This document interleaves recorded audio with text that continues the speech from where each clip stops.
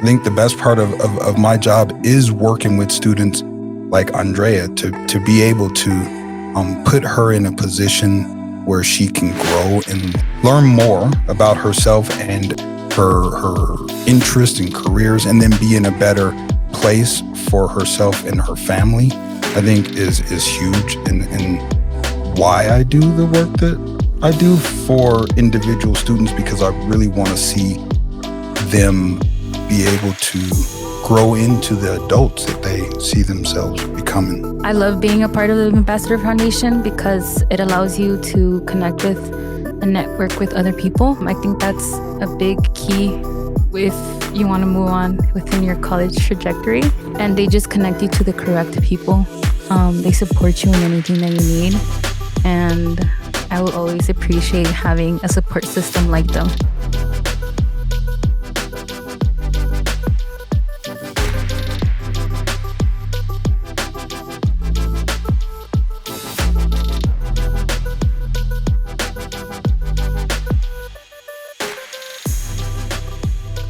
Welcome to the Power of Community and the Voice of Montbello Podcast. I'm your host, Chelsea, and today I'm here with Marius Finch and Andrea Rosas. Thank you for joining us today. Thank you for having us. Yeah, of course. In this special podcast series, we speak with powerful educators and entrepreneurs who have participated in the Moonshot Fellowship here in Denver, Colorado.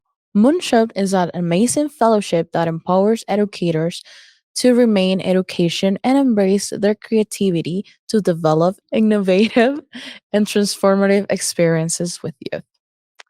So I'm really glad that you're both here. And I would like to know more about your background because Maurice, I was looking at the Ambassador Foundation. Okay. I was looking on the website and I saw in your description that your neighborhood is mentioned. And I would like to know what does that mean to you? It's funny because it's the neighborhood that I grew up in is where I was born and raised. And now it's referred to so much as the Whittier. However, when I was growing up, it was simply just the East Side. And it's meant, honestly, everything for me because that's all I've known.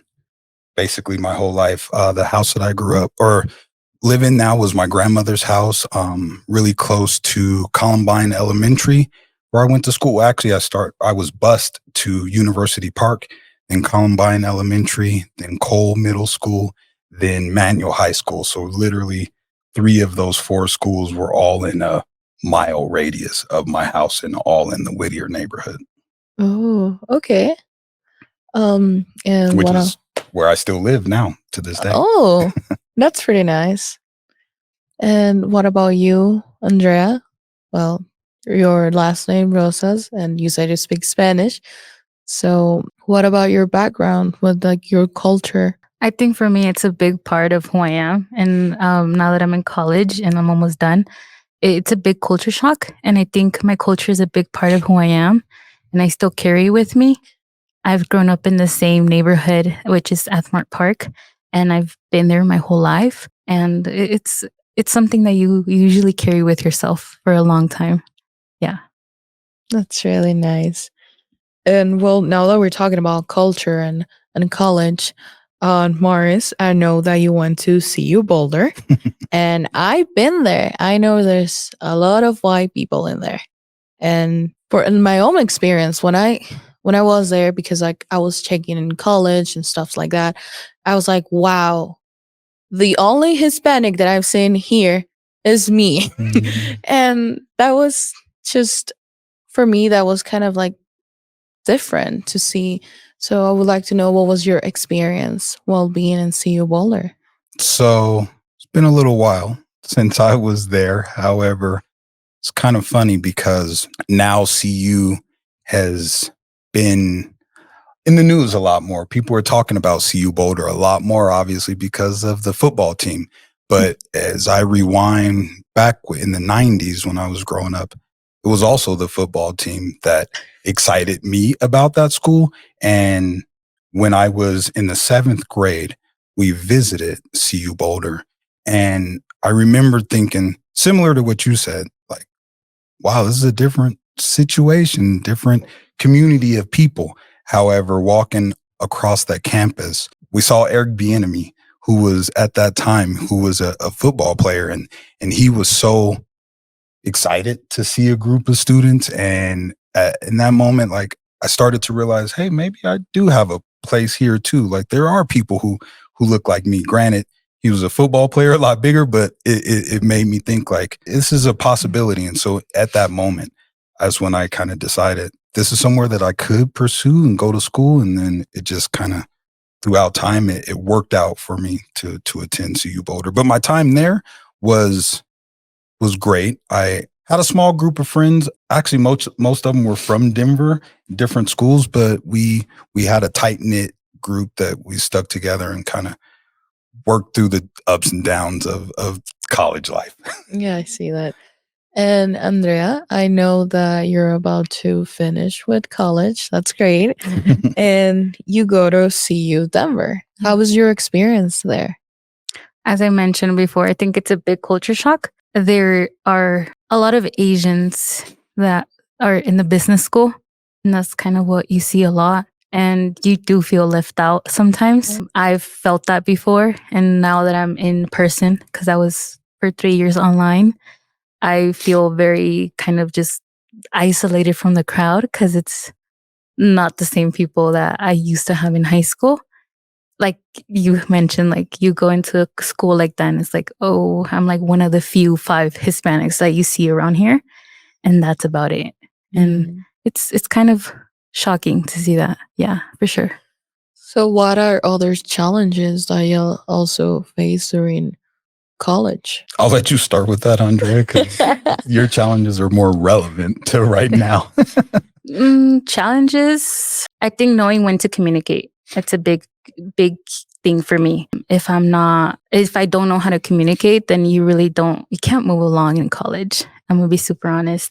If you don't know how to reach out for your own self, you won't be able to, because it's not like the teacher's going to go after you, hey, you did really bad in this exam or whatever. No, you have to reach out for your own self and kind of look out for your own self. So yeah, I think that's a big challenge that I've been dealing with, understanding that I need to do that for myself. Yeah. I mean, when I was in school, I think what Andrea said definitely resonates for me as well. Luckily, like I mentioned, there was a tight knit group of friends that I had, and so I did feel some support there. But other than friends, like I was also isolated in that sense. Where looking back, I think about some of the support systems that are in place or that we are looking to put in place at the organization that I work with, and I wish that there were things like that for me. I don't know if I would have taken advantage, but had it been a little bit more apparent, or at least, there the opportunity presented itself, I would hope that I would have taken advantage. I see. I feel like this type of conversations are really important, especially for people like me, because I'm a freshman in college right now. And I think these are really good takeaways and things to think about. I know that you, Marius, you study psychology and business. Was that a double major or? Major and a minor. So I majored in psychology and then minored in business. Can you talk a little bit more about that? Why did you decide to study those things? I smile because I feel like I was having this conversation with one of our college advisors yesterday. And, as we were talking about some of the students that we work with and how to help them to see the paths and, it was specific jobs that we were talking about, how students nowadays are starting to really know specific jobs that they want to pursue. And for me, it was a psychology class in high school. I did good. It felt relevant. It really seemed to make sense to me. And so as a major, I was interested. I wanted to pursue it, but I really didn't have a clue of what I wanted to do as a job. And then I started to take business classes and I started to see like industrial psychology was a thing. And maybe there was a way to kind of tie in psychology and marketing.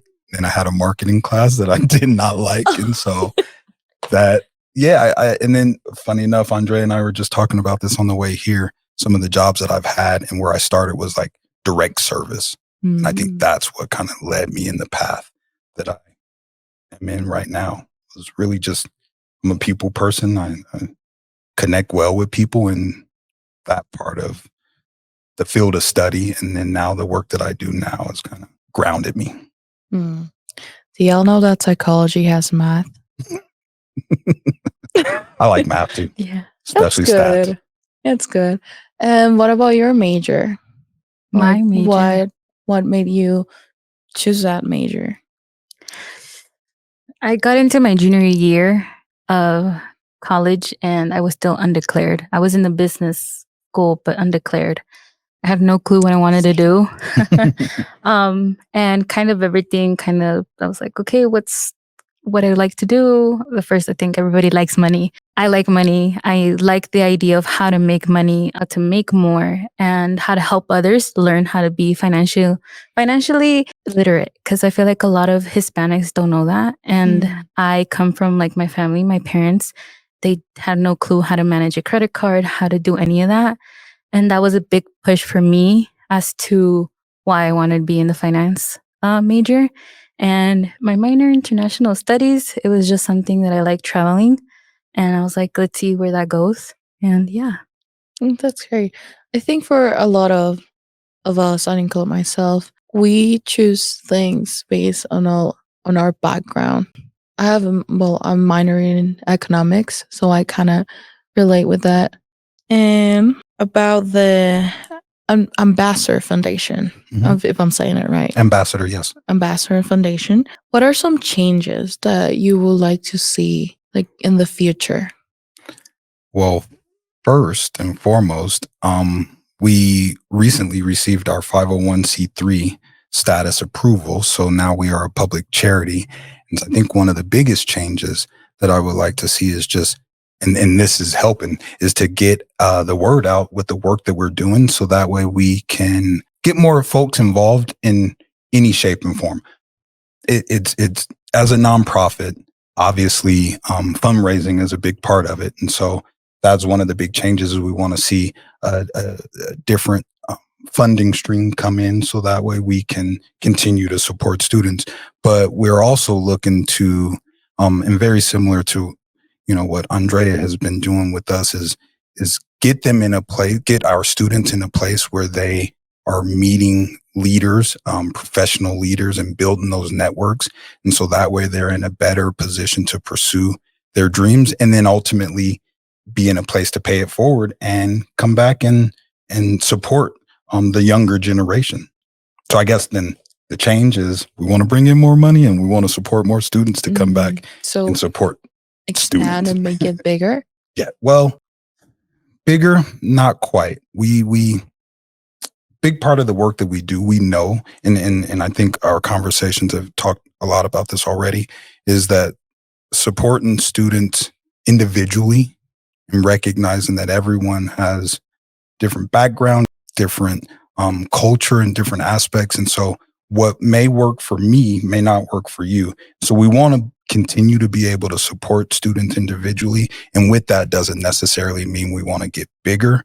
We just want to do the work that we do more intense and better and maybe start younger. Okay. What about your experience?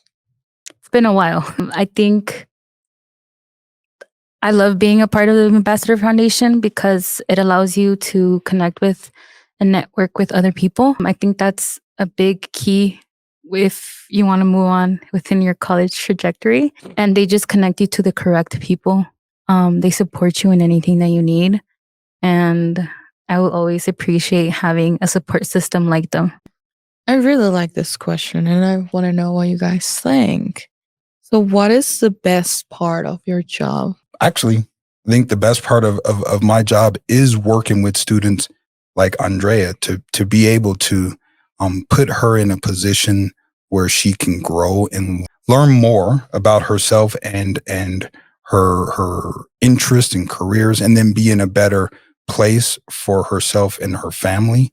I think is huge in why I do the work that I do for individual students because I really want to see them be able to grow into the adults that they see themselves becoming. Okay. And you, Andrea, with being involved in this, what is the best part of it? Connecting with people. I Mm. think it's great being able to have that ability to connect with people. I'm not fully employed yet, but I think regarding my internships, I think it's also learning more about myself and what I actually want to do within the financial world. I think that there are many sectors I could follow. So learning what I want to do and still learning is something that I would take away from that. That's great. And this is for Marius. What is the most important lesson that you learned when being in the Moonshot Fellowship? Moonshot. I did two portions of the Moonshot. So I did explore and then I did cultivate. And I think for the entire time that I was in Moonshot, one of the most important things that I learned was really to kind of look within myself to try to recognize how to be the best person and then the best leader for others. In past, I've always tried to not make the work I've done about me. It's instead make it about the students or the school or wherever it is that I'm supporting. But through Moonshot, I was able to kind of take a step back and really focus on me and what my passion is and what I love about the work that I'm doing and why I do it. And then that allowed me to really be in a position to start creating the program and the aspects of our foundation that stay true to my upbringing and who I am and my experience, and then trying to create the organization that I would also want to work for. I think Moonshot really kind of helped ground me in that and using my own strengths. To wrap out, I would like to ask you both a question. While there's an advice, what advice will you give to yourself from 5 years ago? I think a piece of advice I would give myself 5 years ago, did 5 years, right? Would have to be to put yourself out there, to not be scared to talk to people. Yeah, to just put yourself out there. Put yourself out there. Do it. Yeah. Do it now.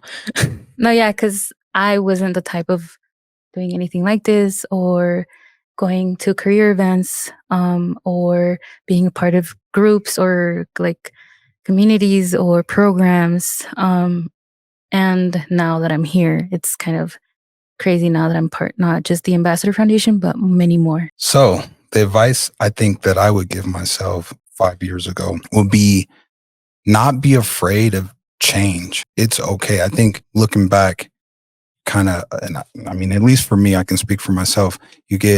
I got really comfortable in being in one space and things kind of got relaxed and settled. And now looking back, kind of like what Andrea said, putting yourself out there and not being afraid of change and really pursuing whatever it is that you dream of doing or that, you think maybe I could do this, just, give it a try. Like, what do you got to lose? So that's what I would tell myself. How will you describe your work in a few sentences?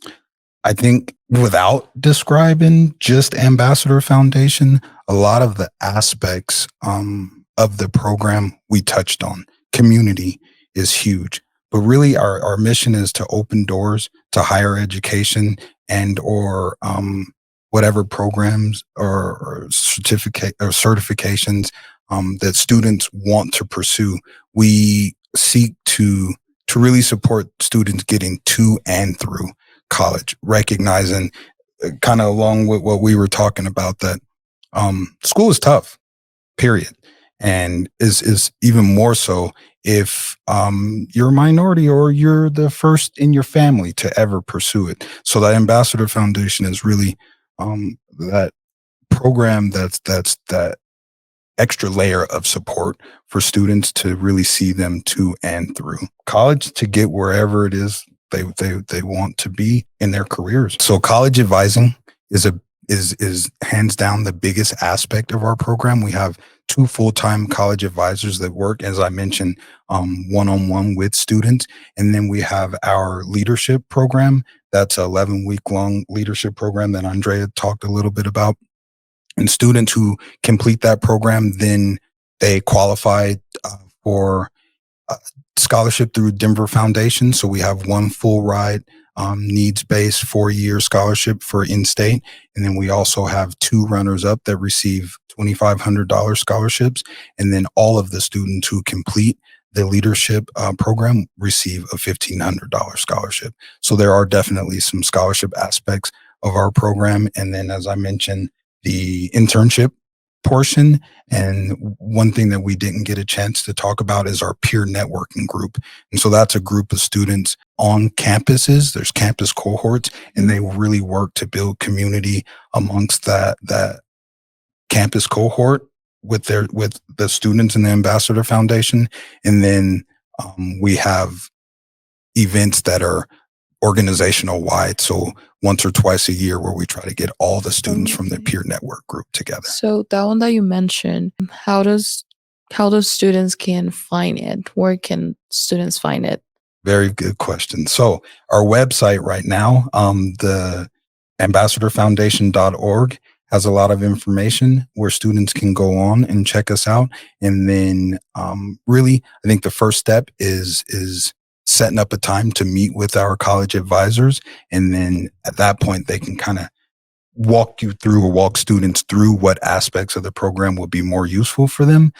But our website is right now the best way to get in contact with us. So we start working with students at 15 years old, and then there's no cutoff age. So we are a program that's equipped to work with students who maybe they're in their mid 40s and they've decided they want to change their career, or they didn't pursue college and they want to pursue or go into a certification program, heavy diesel mechanics or something like that. We are a program that is there to support any and all students with whatever their needs at any point in time in their life. So we say 15 to 99 is our cutoff age. Okay.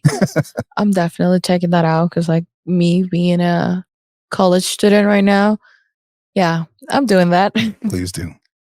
All right. And thank you, Marius and Andrea, for joining us today.